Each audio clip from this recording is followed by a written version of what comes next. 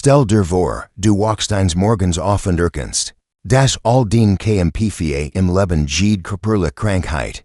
Jeder Moment der Verwirrung und des Schmerzes auf ihn einzig. Erschreckend Wahrheit search Chuffern sind. In Wahrheit, für die du nicht einmal etwas kannst. Du begreifst, dass dein Zittern in den Händen, den Atemnot, den Vernbelten Gedanken all offen Skydungen zurückgehen.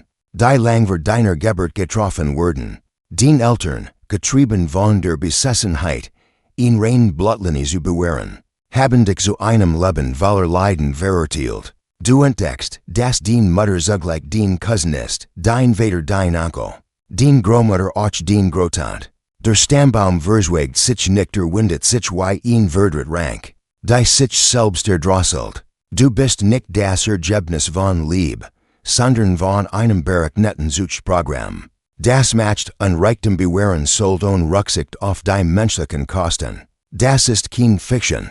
Für alle Frauen in der Geschichte war es bitter realit. Gefangen in einem Netz genetischen Schicksals, das sie nie gewollt hatten. Bewahren dies vergessenen Geschichten von Überleben und Leiden eintauchen. Wenn der verborgenen Wahrheiten der Geschichte gefallen, dann druck gern aufgefüllt mehr, en abonnier für weiter Inhalt dieser Art. Und schreib mehr in die Kommentare, von wo aus du suchst ich find es faszinierend. Das wir gemeinsam dies alten Geschichten entdecken, aus verschiedenen Teilen der Welt. Verbunden eber Zeit und Raum durch unser gemeinsam Neugier auf die Vergangenheit. Die Geschichten dieser Frauen zu verstehen, müssen wir sonst die verdret Logik begreifen. Die Leiden hervorgebracht hat, eber Jahrhundert hinweg waren europäisch Herrscher überzeugt. Das Heiraten innerhalb der eigenen Blutlinie ihr göttliches Herrschaftsrecht bewahren wird. Sie sahen ihr blaues Blut als etwas tatsächlich anders reiner, heiliger. Von Gott selbst gesegnet. Die Praxis war so verbreitet, dass die europäischen Kneishäuser im 16. Jahrhundert im Grund ein einziges, gültiges Netzwerk aus Cousins, Onkeln und Nichten, Brüdern und Schwestern waren, die Kinder hervorbrachten, die später Reich regierten. Was sie nicht verstanden, was sie nicht verstehen konnten war, dass sie ein genetisches Albtraum-Szenario erschufen. Das sich über Generationen hinweg fortsetzen wird. Die Habsburger in Österreich und Spanien perfektionierten dies Kunst der Selbstzerstörung. Ihre Nachfiesels Familienmotto hat ebenso gut lauten können, lass ender Krieg führen, du glücklichst Österreich. 8.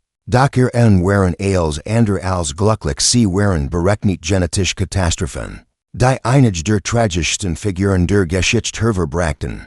Unser Erstgeschichte fort uns nachwien, ins Jahr 1634, in die desteren Korridor der Hofburg, wo ein kein geboren Word, das niemals einen Tag on Schmerzen erleben wird. Maria Anna von Österreich kommt mit dem Habsburger Flutsch bereits in den Genenser Welt. Das Ergebnis von Generationen voller Verwandten, von einem Stammbaum, der einem strikt gleicht als einem Baum, schon von frühester Kindheit in Maria Anna, das sie anders ist. Während ender Kinder in den Sonnendurchflutengürten der Palace herumtollen, kämpft sie damit, überhaupt zu laufen. Ihr Wirbelsäule krümmt sich unnatürlich, zwingt sie in ihn Gebuthaltung.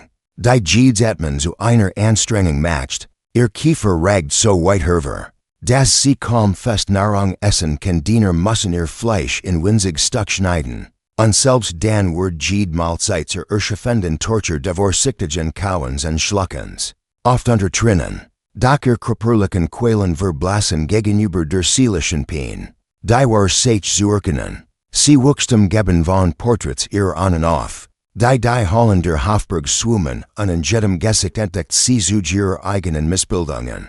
Dort ein Enkel mit demselben hervorstehenden Kiefer.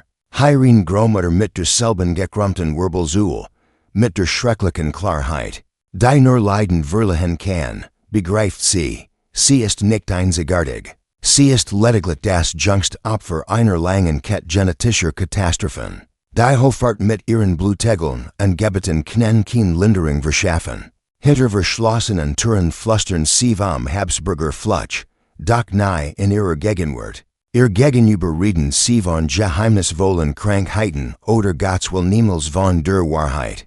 Die kennen, aber niemand wagt auszusprechen, Das Leiden die direkt Folge der Obsession ihrer Eltern.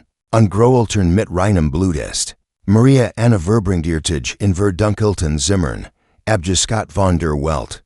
Der praktisch Palast, mit seinen vergoldeten Decken und Marmorbeeten, ist ihr goldener Kiffig. Sie liest unermüdlich Philosophie, Geschichte, Bucker über Fernländer und Flight in Welten.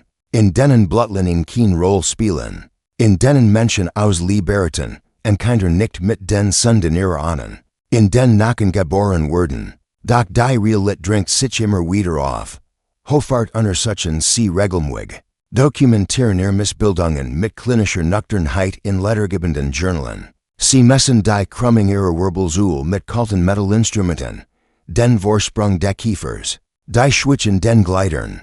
Für sie ist sie kein Mensch, sondern ein Studienobjekt, ein lebendiges Beispiel dafür, was passiert, wenn Gene missbraucht werden. Die Einsamkeit wiegt schwerer als der Schmerz. Potenziell Kandidaten allesamt ebenfalls ihr Cousins weichen zurück, wenn sie ihren sorgsam arrangierten Audienzen begegnen.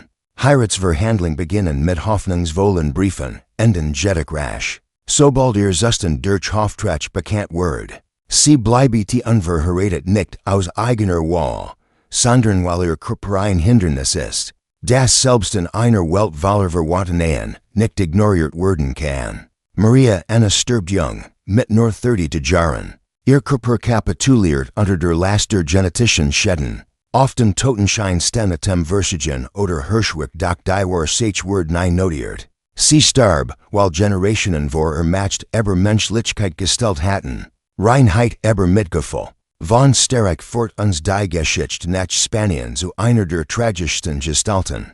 In diesem dunklen Geflecht, Johanna von Kastilien. In der Geschichte besser bekannt als Juana la Loca. Johanna die Wahnsinnige. Geboren 1479 als Tochter von Isabella und Ferdinand, den katholischen Königin.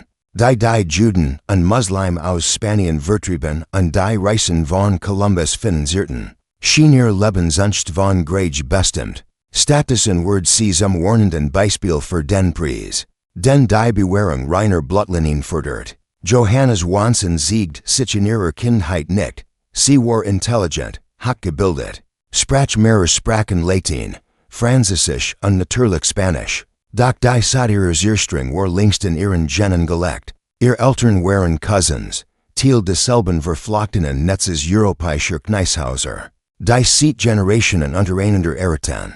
Dadurch hoffen sich recessive Eigenschaften. Die moderne Genetik mit einem erhöhten Risiko für psychische Erkrankungen verbindet. Die ersten Anzeichen traten nach ihrer Ehe mit Philipp dem Shannon von Burgund auf. Dies Verbindung, politisch arrangiert, wird für sie zum seelischen Schlachtfeld. Philipp war untrue, kalt und manipulativer 14 Mätresen bei Hofbanketten offen vor. Wenn Johanna in stiller Qual Süße. Johannas Reaktion war heftig, in obsessive Liebe, die andere als Wahnsinn deteten. Doch war es wirklich Wahnsinn? Oder war es die natürliche Reaktion einer Frau, die in einer unmöglichen Situation gefangen war deren Verletzlichkeit durch ihn genetisch. Veranlagingser emotionalen Instabilität nur noch verstärkt wird.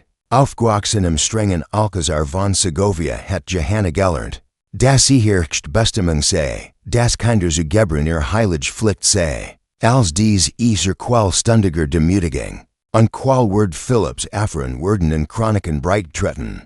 Zerbruch ihr Geist unter dem Druck. Chronisten berichten. Das sie sichen Eifersuchtsanfall das Haar Abschnitt oder sichen der Öffentlichkeit. Verzweifelt und Philipp klammert die Verhaltensweisen. Die direkt über ihren Wahnsinn ingerten. Die eigentlich Tragödie begann, als Philipp 1506 plötzlich starb vielleicht in Typhus. Vielleicht vergiftet. Bis heute wird darüber gestritten. Johannes Trauer nahm krankhaft zugen. Sie verweigert sein Begräbnis. Und zog mit dem Sarg quer durch Spanien, öffnet ihn immer wieder in Gasthöfen. Den verwesenden Leichnam unter Fackelschein zu küssen. Ein Bild des Grauens doch es offenbart in tiefer Wahrheit. Sie war so isoliert, so beraut echter menschlicher Zuneigung, dass selbst der Tod ihr Bindung nicht lösen kann.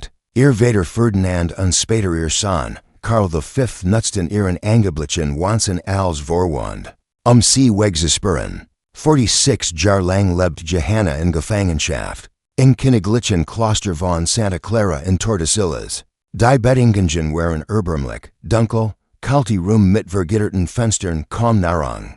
Kein Hygiene. Diener berichteten, dass sie wochenlang ungewaschen blieb, ihr Kleider in Fetzenriss. Stundenlang Schrei, die durch die Steinflur halten. Doch die entscheiden Frage bleibete, war Johanna wirklich wahnsinnig. Oder trieben sie ihr Umstand in den Wahnsinn? Modern Historiker, gestützt auf psychiatrische Analysen und genetische Studien, vermuten zunehmend, dass ihr Werk vor allem politisch war, ein bequemer Vorwand, ihn rechtmutig knigen von der Macht fernzuhalten. Ihr Verhalten, so extremis auch war, lässt sich als Ausdruck von Depression, Angstzuständen und posttraumatischen Belastungen verstehen verschärft.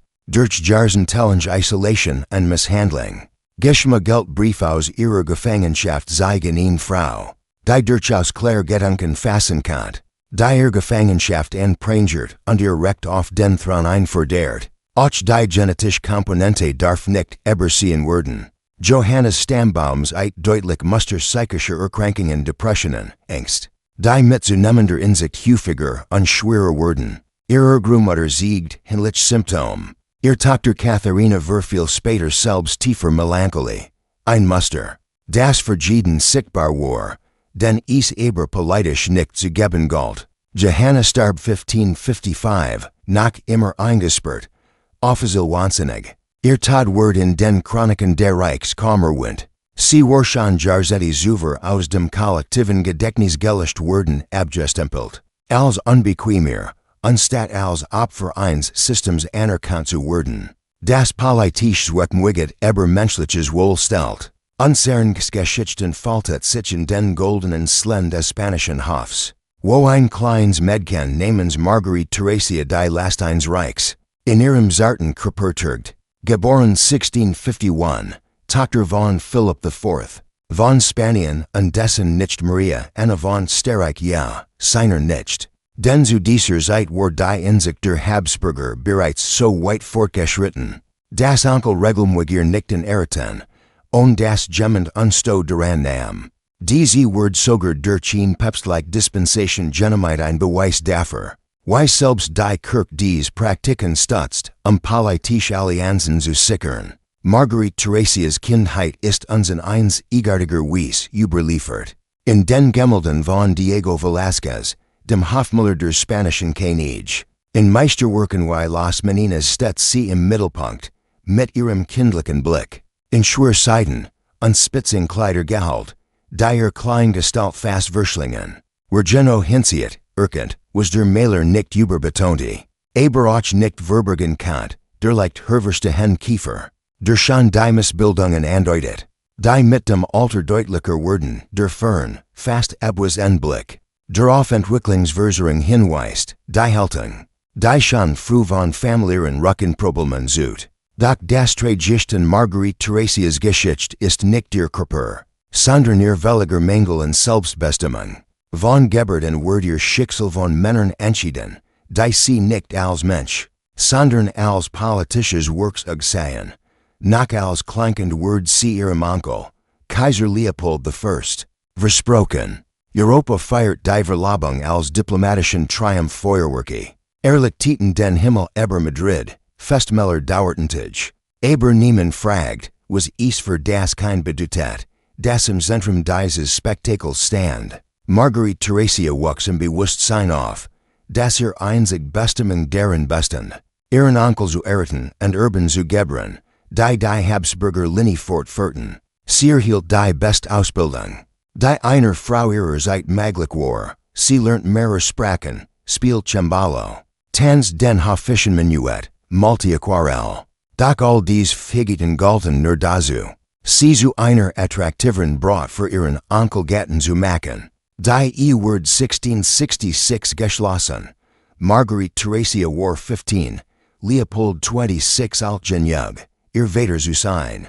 Und tatsächlich der Bruder ihres Vaters. Die Hochzeit wird mit großem Prunk gefeiert Possessionen durchwien, Maskenmel. Theateraufführung. Für sie jedig bedeutet sie das in der Kindheit. Die Sinai wirklich hat. Hofgraniken berichten, das Gesicht ren der gelobte Blas war, ihren Zitterten. Als denne Hevertrag unterschrieb. Nach der Hochzeit beginnt für Marguerite Theresia ein kurzes Leben voller Pflichten und Schmerzen. Sie sieht nach Wien, wo sie in einer neuen, fremden Umgebung leben muss weit entfernt von der vertrauten Welt ihrer Kindheit. Die Erwartungen sind klar. Sie soll Kinder gebären, urban für das Reich. Doch ihr Körper ist von Anfang an schwach, gezeichnet von den genetischen Belastungen. Die Generationen von Inzucht hinterlassen haben. Schon als Jugendlich leidet sie in chronischer Erschöpfung, a Temperamen und Gelenkschwach. Schwangerschaften setzen ihrem geschwachten Körper zusätzlich zu. Zwischen ihrem 15 und 21 Lebensjahr bringt sie 6 Kinder zur Welt. Nur eins von ihnen überlebt das Kleinkindelter. Jeder Verlust verstärkt ihr seelisch not. Doch Hof wird ihr Kummer kaum beichtet, ihr wird bemisst sich einzig daran. Ob sie gesund Nachfolger hervorbringen kann. Ihr letzten Lebensjahr sind geprägt von Krankheit. Brief aus dem kaiserlichen Hof berichten von langen Phasen, in denen sie das Bett kaum verlassen kann, von starken Schmerzen, die selbst die erfahrensten Gerst nicht lindern kann. Wie viel Habsburgerinnen vor ist sie gefangen ihres Körpers Opfer einer Politik, die Blutlinien über das Wohl der eigenen Kinder stellt. 1667, im Alter von nur 21 Jahren, stirbt Marguerite Theresia in Wien. Die offiziell Todesursache lautet der Krankheit wahrscheinlich in Kombination aus Tuberkulose, genetischer Schwach und den Folgen wiederholter Schwangerschaften. Ihr Tod wird mit prunkvollen Zeremonien geehrt. Doch hinter der Facet bleibt die bitter Wahrheit. Sie war von Geburt und zu einem Opfer bestimmt, zu einem Opfer einer Dynastie. Die Ärzte als Schreckfiguren behandelt. Dies Geschichten Maria Anna von Sterreich, Johanna von Kastilien, Marguerite Theresia sind kein Einzelfall, sondern Teil eines gröberen Musters. Über Jahrhundert hinweg opferten Europas Kneishäuser das Wohlergehen ihrer Kinder. Vor allem Ärzte, für politische Allianzen und den Erhalt vermeintlich reiner Blutlinien. Das Ergebnis war eine Erbauungskrankheit, Schmerz und Einsamkeit. Wenn wir heute auf dies Schicksal zurückblicken, dann nicht nur mit historischem Interesse, sondern auch als Mahnung, dass die Logik der Match niemals über die Menschlichkeit gestellt werden darf. Hinter jedem Stammbaum, hinter jeder Krone, hinter jedem Wappen steht ein Mensch, und so oft hat die Geschichte vergessen. Wie sehr dies Menschen für die Ambitionen ihrer Familien gelitten haben. Marguerite Theresia von Spanien. Die körperlich Realität von Marguerite Theresias wird in den Hofaktens war angedeutet. Jedoch niemals ausdrücklich beschrieben. Von ihr wird erwartet. Sofort Kinder zu gebären trotz ihres jungen Alters und ihrer zerbrechlichen Gesundheit. Der Druck ist gültig, denn das Fortbestehen der Habsburger Dynastie hängt von ihrer Fähigkeit ab, gesund Urban zur Welt zu bringen. Sie wird mehrfach schwanger, doch die Ergebnisse sind tragisch. Ihr erstes Kind, eine Tochter, überlebt nur wenig Monate. Ihr kleiner Körper erliegt denselben erblichen Schwächen, die bereits ihr Mutter kugelten. Eine zweite Schwangerschaft endet in einer Fehlgeburt. Die Marguerite Theresia Wachenlingens Krankenbett fesselt, von Schmerz und Fieber gezeichnet. Als sie schließlich einen Sohn zur Welt bringt, der das Googlingsalter übersteht, ist die Erleichterung am Hof spürbar, es werden festgefeiert. Und in Madrid guten die Kirchenglocken. Doch die Freude wird nicht lang. Schon bald seit sich. Das auch dieses Kind die ganz Palette der Habsburger Erbkrankheiten gearbeitet hat. Einen deformierten Kiefer, Schweißglieder und Krampfanfall. Die in den dunklen Fluren des Palasts heimliches Getuschel hervorrufen. Marguerite Theresia wird mit jeder Schwangerschaft schwächer. Die Kombination aus erbedingten Leiden und der physischen Belastung ständiger Schwangerschaften fordert einen hohen Tribut. Sie leidet unter dem, was heutige Gerst als schwer Angmi, atempisch werden und möglicherweise Epilepsie bezeichnen werden.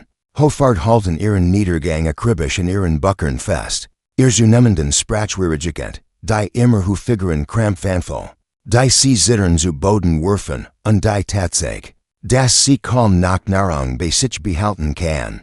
Doch niemand sieht den naheliegenden Schluss, dass die Ursachen den genetischen Schäden durch Generationen der Inzucht liegt. Statusen verschreiben die Gerst Abvermittel en Gebiet Behandlungen. Die ebenso nutzlos wie Schmerzhaft sind. Im Jahr 1673 stirbt Marguerite Theresia, nur 6 Jahr nach ihrer Erschlichung. Im Alter von 21 Jahren. Offiziell wird als Todesursache Fieber angegeben. Doch in Wahrheit hat ihr Körper unter der Last von Erbkrankheiten, unkörperlicher Qual schlicht aufgegeben. Ihr Tod wird im ganzen Reich betrauert, jedoch nicht aus den richtigen Gründen. Hof beklet man weniger das Schicksal einer jungen Frau. Die ihr Leben für ihn wird blutlinie opfert, als vielmehr den Verlust einer maglichen Erbinkel. Ihr Begräbnis ist ein prunkvolles Spektakel. Der Alcazar wird mit schwarzem Samt verhüllt. Messen werden in ihrem Namen gesungen, doch kaum Gemmen trauert das Mädchen. Das Blumen zu malen liebt und von einem Leben jenseits de goldenen Käfigs träumt. Eine von Sterreich. Unser Ries fort uns nun en den Glanzvollen Hof von Versailles. Hinter der prachtvollen Architektur en den ausgefüllten Zeremonien ringt dort eine spanische Prinzessin Anne von Sterreich. Mit den verborgenen Kosten ihres Habsburger Erbs. Sie wird 1601 geboren, Tochter von Philipp III. Von Spanien en Marguerite von Sterreich wieder einmal in Enkelnichte. Die im europäischen Hochadel nicht nur akzeptiert, sondern sogar erwünscht war. Annas Kindheit in Madrid verläuft nach dem bekannten Muster habsburgischer Inzuchtfolgen. Ihr Entwicklung ist verzögert, sie seit die typischen Lernschwierigkeit vieler nachkommen. Ihr Kiefer tritt stark hervor, was sprechen Muschem und Essen zu einer täglichen Qual macht. Noch schwerer wiegt ihr seelisches Leiden, schon früh seit sie Symptom dessen. Was man hut als schwer Angststrung und Depression deuten wird. 1615, im Alter von 14 Jahren, wird sie mit Ludwig XIII. Von Frankreich verheiratet ein diplomatisches Arrangement, den jahrhundertelangen Krieg zwischen Spanien und Frankreich zu binden. Das Hochzeitsfest wird mit Feuerwerken und Banketten gefeiert. Doch niemand fragt nach den seelischen Folgen für Anna. Sie wird aus der vertrauten Wurm dem Madrider Alcazar Garrison an einen fremden Hof versetzt, wo sie neu sitten, neu spreche, und ihr Rolle als Königin erlernen muss als, worin sie mit ihren körperlichen und psychischen Schwächen ringt. Der französische Hof empfängt sie sonst mit offenen Armen. Doch bald seit sich die Hart realit, Ludwig XIII. Ist ein cooler, distanzierter Gat. Der selbst unter schweren Depressionen lit manch Historiker vermuten Zudamin unerkannt. Homosexualit, ein Tabu in jener Zeit. Anna stets wissens wie unlesbaren Erwartungen. Als Königin von Frankreich muss sie gebren, die Bourbonisch Nachfolge zu sichern. Doch als Habsburgerin trägt sie genetisch defekt. Die gesund Schwangerschaften fast unmöglich machen. Mehrere Frühschwangerschaften enden in Fell oder Totgeburten. Daven verdieft ihr Verzweifling. Die Hoffart geben Anna selbst die Schuld und unersehen sie qualvollen Präsidieren, Adelus. Kruder Perjurung, Hungerkuren und wiederholten Time Untersuchungen. Bei denen man nach Mengeln ihrer Weiblichkeit sucht den wahren Grund. Die Erblit Belasting, zu erkennen. Mit den Jahren wuchs Annas Isolation. Hof kursieren gerecht, sie verflucht. Gottmas billig die Spanische Ehe. Frankreich brach neue Königin. Der Druck treibe tc in tief firkt für der Öffentlichkeit Agrafebe. Wie man hut sagen word. Sie sieht sich in Gemiker Zirk. Verbringte Jolene mit Wantepichen. Die idyllische Landschaften zeigen und ihr Gefangenschaft nur umso bitter machen. Ihr Verhältnis zu Ludwig XIII. Sehr vollzunehmend, beide führen getrennt Leben und begegnen sich nur noch aus heischer Pflicht. Trost findet Anna fast nur noch im Gebet. Stundenlang nicht sie in der Kapelle von Versailles, die nie one von kaltem Stein. Den Rosenkranz fest umklammert, und dann geschieht das Wunder. Nach 23 Jahren bringt Anna einen gesunden Sanser Welt den Spatieren Senenknig Ludwig XIV. Ganz Frankreich jubelt, Kanonen donnern, Menschenmengen feiern. Doch für Anna ist ein ambivalenter Sieg. Mit der Geburt der Erben steht zugleich die Erwartung. Diesen Erfolg zu wiederholen. 2 Jahre später wird ein zweiter Sohn, Philipp, geboren. Erst jetzt weicht der Druck ein wenig. Doch die Jarvaler Leiden haben tief Spuren hinterlassen. Eine bleibet inzüchtigsten, depressive Frau. Die selbstem Spaten Mutterschaftsurf wenig Trost findet. Ihr Gesundheitszustand verschlechtert sich weiter Magen. Unatembisch werden sowie das. Was die Hoffart als melancholisch Anfall beschreiben? Hut word man von Angststrungen und Depressionen sprechen. Verstärkt durch die traumatische und die erbliche Belastung. Anna stirbt 1666. Nachdem sie ihren Mann überlebt und ihren Sohn als mächtigsten Herrscher Europas etabliert gesehen hat. Ihr Vermächtnis bestet jedoch nicht im politischen Triumph, sondern im menschlichen Preis eines Systems, das Frauen zu Gebermaschinen degradierte, und die genetischen Folgen dynastischer und ignorierte. Ihr privaten Tagebücher, Jahrhundert später entdeckt, zeichnen das Bild einer Frau voller Selbstzweifel, die sich trotz Zweierchen als Versagerin fühlt. Sie schreit von Sensik nach den Orangen Heinen Spaniens einer flüchtigen Erinnerungen Freiheit. Bever ihr Leben nur nach Ausflüchten und Verlassen bestend. Marie Antoinette. Während Marie Antoinette hut vor allem im Kontext der Französischen Revolution erinnert wird, ist auch ihr Schicksal eng mit der Habsburger Tradition der Inzucht und deren Folgen verknüpft.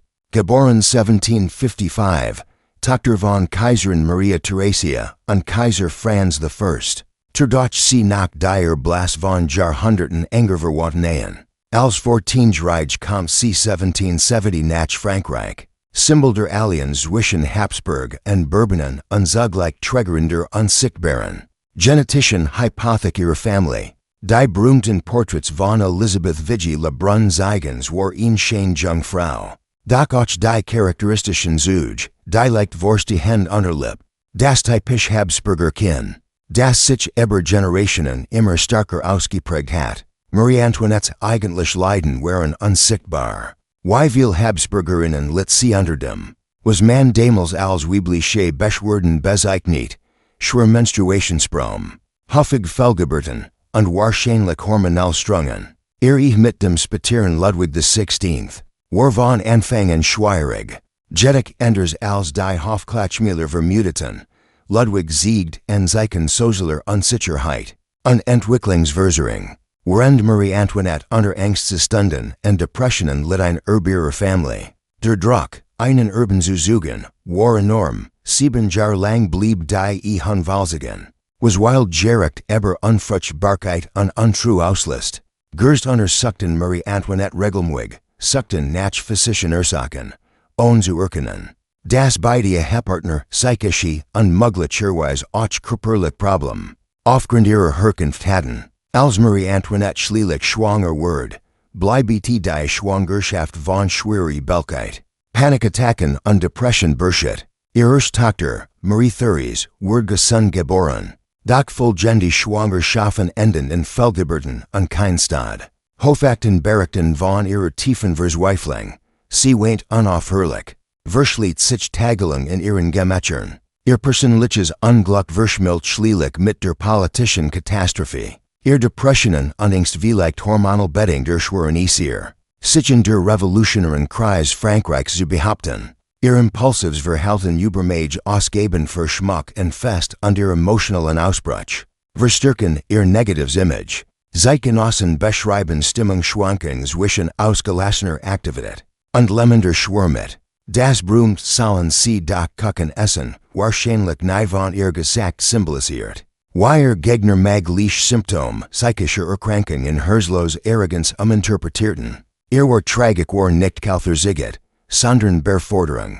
Während der Gefangenschaft und ihres Prozesses seit sie mit. Aber auch deutlich en zeichen seelischer Abspaltung. Wie sie auch in der Habsburgerinnen in Extremsituation aufwiesen. Victor berichten von Verwortheit, Konzentrationssprung und Rucksack in sich selbst. Ihr Hinrichtung 1793 beendet nicht nur ihr Leben, sondern auch einen entscheidenden Zweig der Habsburger Erblinge.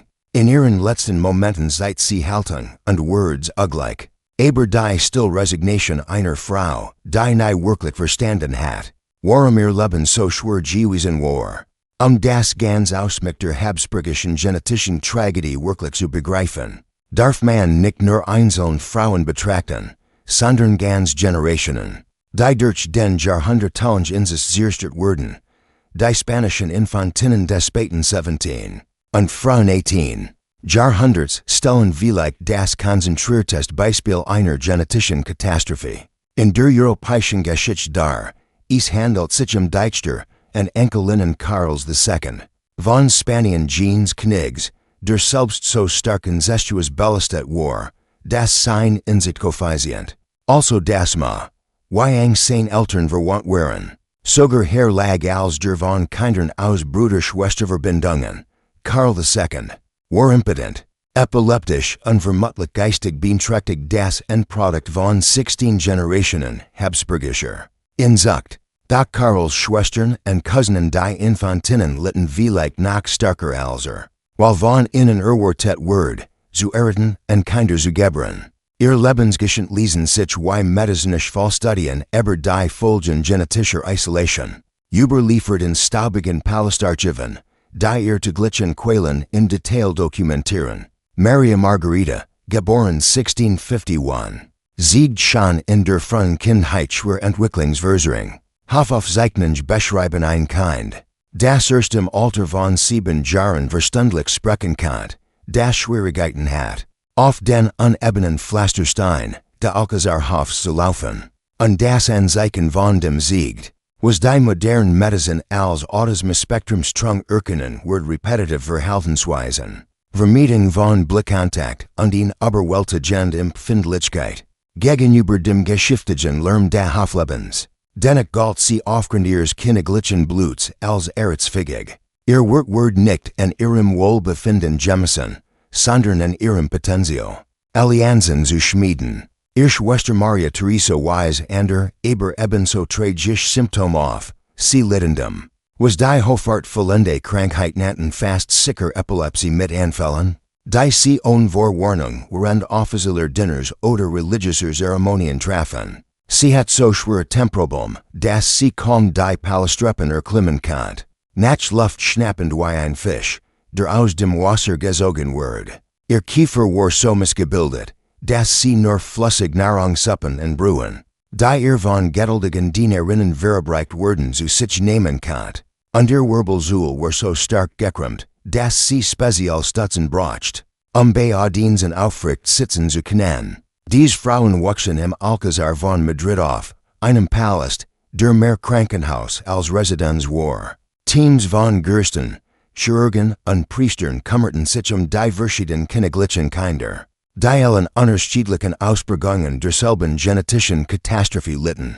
Die Palastaufsehen aus dieser Zeit lesen sich wie ein medizinisches Lehrbuch, aber die Folgen der Inzucht, Epilepsie, Entwicklungsverzögerung, körperliche Deformationen, Ausfall des Immunsystems und psychische Störungen, und doch wird von diesen Frauen selbst im Leid erwartet. Ihr wichtigst königlich Aufgabe zu erfüllen Nachkommen zu gebären. Heiratsverhandlungen liefen weiter, ungeachtet ihrer offensichtlichen Unfähigkeit zur gesunden Mutterschaft.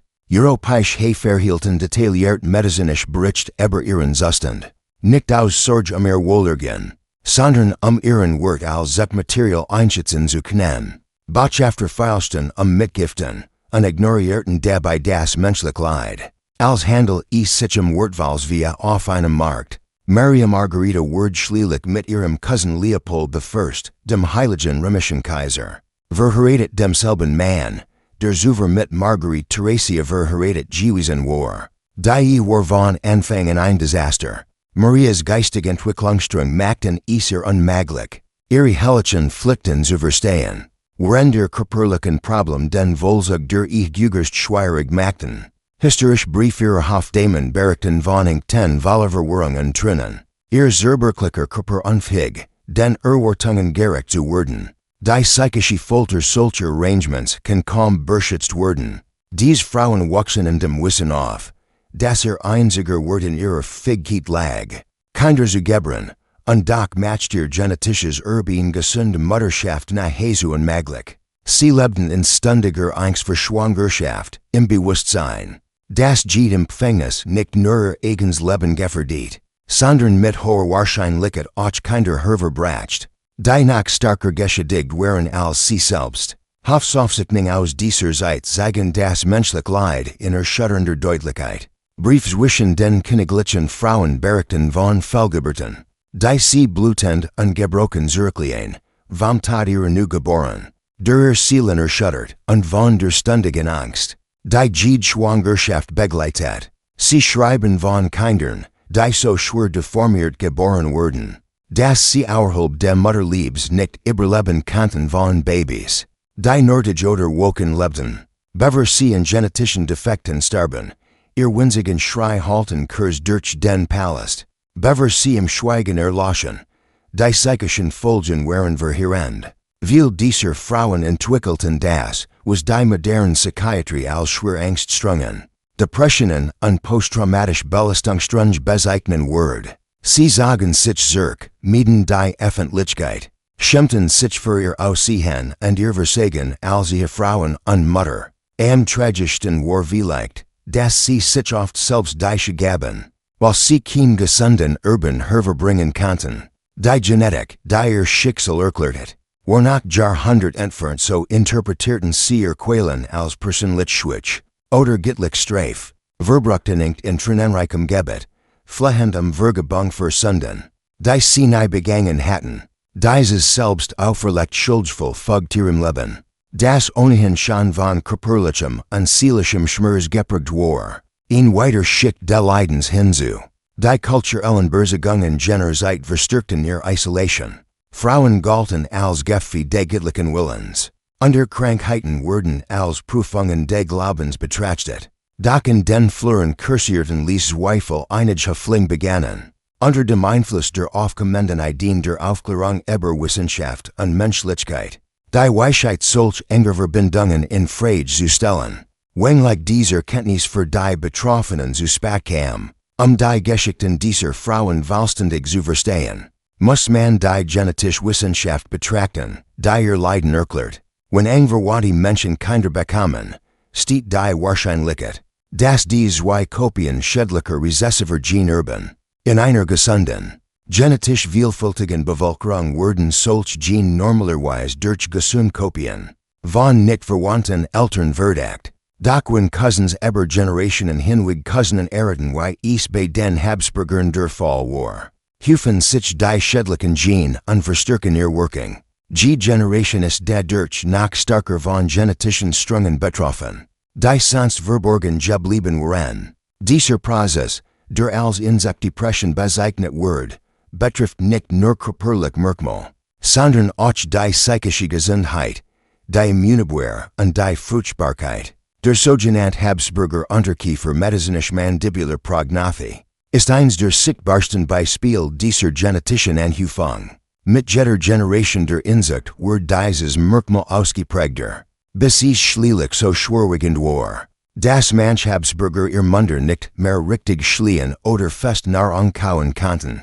Portraits aus dieser Zeit dokumentieren diese Entwicklung von einer leichten Asymmetrie in den frühen Generationen bis zu grotesken Missbildungen in den späten. Doch die sichtbaren Deformationen waren nur die Spitze des Eisbergs. Modern genetische Analysen legen nahe, das Habsburger Nachfahren auch unter Ratten von Epilepsie, geistigen Beeinträchtigungen, Angststörungen, Depressionen und Munchwachen litten. Viel der geheimnisvollen Krankheiten, die Königlichen Frauen prägten, waren vermutlich Autoimmunerkrankungen. Verursacht durch genetisch Schäden etwa geschwächt Abwehrkraft gegen Infektionen. Die selbst harmlos Krankheitlich machten, auch die Fruchtbarkeitssprung, die so viel Habsburgerinnen betrafen, lassen sich genetisch erklären. Inzucht durch die wahrscheinliche genetische Unverträglichkeit, die Empfängniserschweren und Schwangerschaften gefährlich machen, die Zahl von Fehlgeburten und Kindersterblichkeiten der Habsburger Linie, war nicht nur medizinischer Unwissenheit geschuldet, sie war die unausweichliche Folge der sich über Generationen anhäufenden genetischen Schäden. Stammbaum, die mit modernen Methoden weiter an Analyse untersucht wurden, zeigen, wie recessive Allele für Krankheiten wie Hämophilie oder cystische Fibrosen Strungen ungehindert weitergegeben und verstärkt wurden. Am tragischsten ist vielleicht, dass auch die psychischen Probleme, die Frauen wie Johanna die Wahnsinnig von la Loca oder Marie Antoinette heimsuchten, verstandlich erscheinen, genetisch Prädisposition für psychische Erkrankungen. Die Durchum Weltstris Ausgelist Werden. Dies Frauen wären nicht von Natur aus wahnsinnig. Sie wären genetisch anfällig für Angst und Depression leiden. Die durch den enormen Druck ihrer royalen Rollen nach verschärft werden. Von politischer Intrige bis zu öffentlicher Beobachtung. Jungs genemisch Untersuchungen und Kinderlichen Überristen, bestiegen Einheitsrisiko. Verstimmungsstrungen in incestuösen Linien und führen dies auf spezifischen Varianten zurück. Was dies Geschichten nach tragischer Macht, ist die Tatsache, dass sich das System, trotz offensichtlicher Beweis, für sein zerstörerischen Folgen selbst fortsetzt. Die Hefforten umfangreich Aufzeichnungen über die Gesundheitsprobleme der incestuösen Blutlinien, und dennoch werden Cousinen weiterhin arrangiert aus politischen Gründen. Hoffart verfassen detailliert Bericht über die physischen und psychischen Leiden der Kinderlichen Kinder. Doch dies werden als medizinische Kuriositäten behandelt, nicht als Warnungen für genetischen Schäden. Der Zusammenhang zwischen Inzucht und Krankheit war für jeden erkennbar. Der Sen Walti selbst antik, Text aus dem Ptolemischen Ägypten warnten vor himmlischen Risiken. Aber politisch und wirtschaftlich Interessen hatten stets Vorrang vor menschlichem Wohlergehen. Die katholische Kirche, die Eingreifen Knen, in dem sie solch Engine untersagt, stellt Statusen Dispens aus. Die selbst die genetisch gefährlichsten Verbindungen kirchenrechtlich, unreligiös akzeptabel machten. Die Haltung der Kirche war, das Königliche Blutlinien gittlich bestimmt seien, und das Reinheit wichtiger sei, als die Verhinderung menschlichen Leids. Päpstliche Bullen aus jener Zeit rechtfertigen dies Ausnahmen im Namen von Frieden und Stabilität, und ignorieren dabei das menschliche Opfer. Selbst die betroffenen Frauen trugen manchmal zur Aufrechterhaltung des Systems bei. Das sie von klein auf deren erzogen werden, ihr königliches Blut als Jeberlegen gegenüber dem der Gemeinen zu betrachten. Einige suchten aktiv an, mit nahen Verwandten, das zu bewähren. Was sie für ihr genetisches Erbe hielten ohne zu begreifen, dass sie so zu ihrer eigenen genetischen Zerstörung beitrugen. Von Gebert en prachtvollen Kinderstuben weil simply de gittlichen Rex indoktriniert. Verinnerlichten sie den Mythos von der Überlegenheit des blauen Bluts. Am Herzreihen sind war vielleicht, dass die Generation dieser Frauen hofft. Ihr Kinder werden anders sein, dass ihr Nachkommen Gendui dem genetischen Fleisch entkommen könnten. Der Familien sieht Jahrhunderten heimsucht. Sie erträgen Schwangerschaft Schwangerschaft, Fehlgeburt Fehlgeburt, in der verzweifelten Hoffnung, dass nicht kein Wort gesund sein. Tagebücher aus diesers Eit fangen diesen verzweifelten Optimismus ein. Vermischt mit verblassen Eintrag über Trum von starken Schnen und Stern. Nur bald von Berichten über Verlust abgelöst zu werden. Das Habsburgische Genetikexperiment in die Schlielich mit Karl II. Von Spanien. Dessen Tat im Jahr 1700 Nachkommen den spanischen Erbfolgekrieg auslöst. Karl II. War genetisch so schwer geschädigt, dass impotent und vermutlich geistig behindert war der tragische Endpunkt von Jahrhunderten der Inzucht. Sein Tod markiert nicht nur das Ende der spanischen Habsburger Linie, sondern auch den Beginn einer langsamen Erkenntnis, dass Königliche Inzucht auf Dauer nicht tragbar war. Zwar gab es weiterhin Cousinen unter europäischen Dynastien, doch wurden sie weniger häufig und weniger eng verwandt, da die Hef unter dem Einfluss früher wissenschaftlicher Beobachtungen, etwa aus der Royal Society, begannen, die genetischen Risiken zu erkennen. Die Frauen, deren Geschichten wir hier betrachten, waren Opfer eines Systems, das Politischen nutzen über menschliches Wohl stellt. Genetische Reinheit über genetische Gesundheit.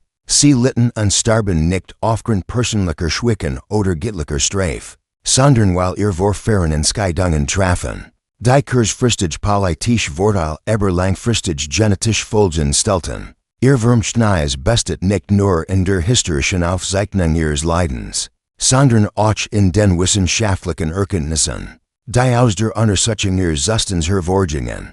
Die moderne Genetik verdankt dem tragischen Habsburger Experiment.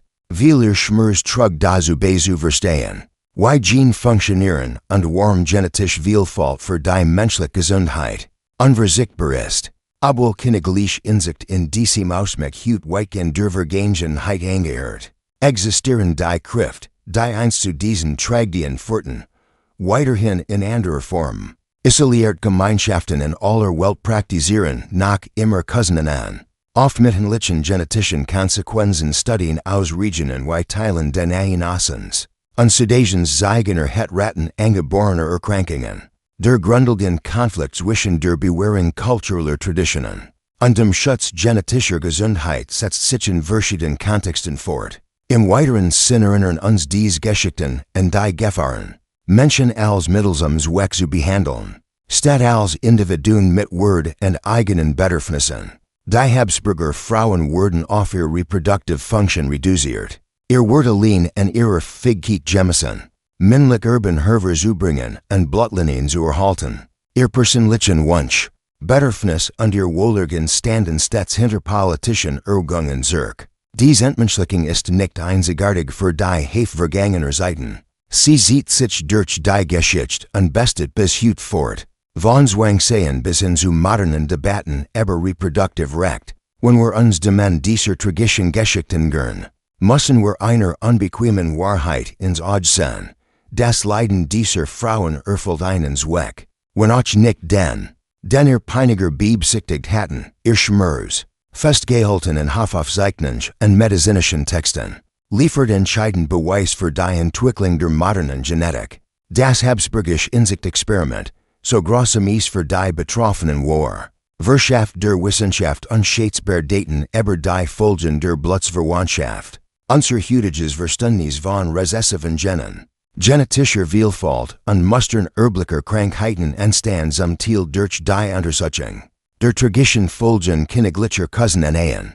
Das rechtfertigt ihr Leiden nicht und schmälert nicht das Grauen ihrer Erfahrungen. Doch bedeutet es, dass ihr Schmerz nicht völlig sinnlos war. Das Wissen, das aus ihrem Schicksal gewonnen wird, hat geholfen, hinliche Tragedien zu verhindern. Und trägt bis heute zu unserem Verständnis der Human Genetik bei fortschrittlicher genetischer Beratung. Und Vorsorgen Tersching verdanken diesen unfreiwilligen Teilnehmerinnen einen Teil ihrer Grundlagen. Die Frauen, von denen wir gesprochen haben, Maria Anna von Sterreich, Johanna von Kastilien, Marguerite Theresia von Spanien, Anna von Sterreich, Marie Antoinette und die vergessenen spanischen Infantinnen waren real Menschen, die ein reales Leben mit realem Leid führten. Sie waren nicht nur historisch Randfiguren oder genetisch Fallstudien, sie waren ihre Frauen, Mutter und Menschen, die besseres verdient hätten als das Schicksal, das Genetik und Politik ihnen auferlegten. Ihr Geschichten erinnern uns daran, wie wichtig es ist, das menschlich Wohl über politisch Zweck zu stellen. Die individual wird jedes Einzelnen zu achten unabhängig vom sozialen Status und zu erkennen. Das selbst die mächtigsten Institutionen unermessliches Leid verursachen kann, wenn sie grundlegend menschlich wird aus den Augen verlieren. Kehren wir noch einmal zu jenem Moment des schrecklichen Erwachens zurück, den wir am Anfang imaginieren sollten, aufzuachten und festzustellen, dass das Eigenleben von Entscheidungen geprägt ist, die langwierter eigenen Geburt von Vorfahren getroffen wurden, die Blutreinheit herbeurteten als menschliches Wohlergehen. Für die Frauen, deren Geschichten wir betrachtet haben, war dies keine Vorstellung, sondern zugleich Realität. Sie lebten mit dem Wissen, dass ihr körperlichen Schmerzen, ihr seelischen Quälen, ihr reproduktives Versagen und ihr soziale Isolation aus derselben Qual stammten einem genetischen Erbe. Vergiftet durch Generationen von Inzucht, sie trugen nicht nur ihr eigenes Leid, sondern auch die kumulierte Last von Jahrhunderten schlechter Entscheidungen, getroffen von Menschen, die es eigentlich hätten besser wissen müssen. Und doch finden wir in ihrem Schmerz etwas zutiefst Menschliches, Resilienz. Trotz ihrer Umstand fanden viel dieser Frauen Weg, ihr Menschlichkeit zu behaupten. Maria Anna wird gelehrt und such geistig Freiheit in einem Körper, der ihr ein Gefängnis war. Johanna bewahrt ihr leidenschaftlich Lieb selbst im Wahnsinn. Marguerite Theresia erträgt ihr Schicksal mit Word. Anna von Trost im Glauben. Marie Antoinette begegnet dem Tod mit. Ihr Geschichten zeigen uns, dass der menschliche Geist selbst in den dunkelsten Umständen Weg findet. Seinen Wort zu behaupten. Sie mahnen uns auch in unserer Verantwortung, aus ihrem Leiden zu lernen sicherzustellen. Das unser Streben nach Politischen, wirtschaftlichen oder gesellschaftlichen Zielen. Niemals wieder die systematische Zerstörung von Menschen erfordert. Der Fluch der Blutsreinheit ist in seiner extremsten Form beendet. Doch das Andenken an diese Frauen und ihr Leid lebt fort als manchmal für den Preis, den man zahlt. Wenn Ideologie über Menschlichkeit, Tradition über Mitgefühl und Macht über Liebe gestellt wird, am Ende ist ihr Vermächtnis sowohl tragisch als auch erlösend. Tragisch, weil ihr Leid vermeidbar gewesen war, erlösend, weil ihr Geschichten geholfen haben, sich zu stellen. Das ihn sollt systematisch genetisch Zerstrung. Niemals wieder im Namen königlicher Reinheit verfolgt wird. Sie zahlen den höchsten Preis, damit wir ihn Lection lernen konnten. Daher vorfahren nicht sen walten. Das Menschliche wird nicht durch Blutlinien messbar ist. Und das war no bloß nicht in genetischer Reinheit liegt, sondern mit unser gemeinsam Menschlichkeit anzuerkennen. Ihr Stimmen, durch Tat und seitem Schweigen gebracht, hallen dennoch durch die Geschichte mit einer einfachen, tiefgreifenden Botschaft, erinnert uns nicht wegen unserer königlichen Titel oder unserer politischen Bedeutung, sondern als Menschen, die besseres verdient hätten als das Schicksal, das ihnen Genetik und Politik auferlegt haben, erinnert uns und lernt aus unserem Leiden. Damit und vom Fluch der Blutsreinheit verschont bleiben.